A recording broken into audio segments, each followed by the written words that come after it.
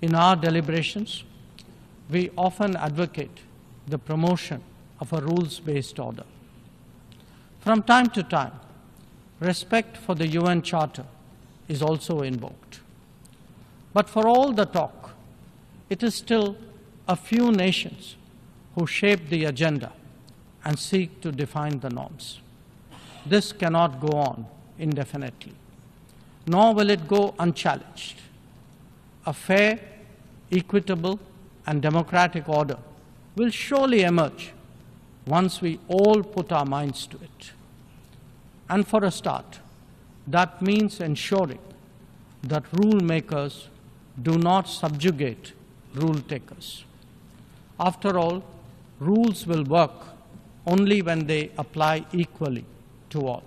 India has entered the Amrit Kal, a quarter century where greater progress and transformation awaits us.